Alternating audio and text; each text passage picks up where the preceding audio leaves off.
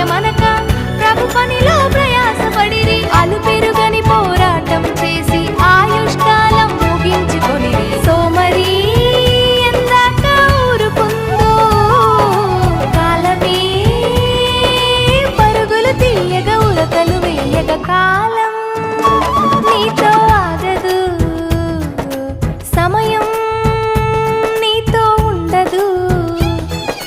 కాలం నీతో ఆగదు, సమయం నీతోనే ఉండదు.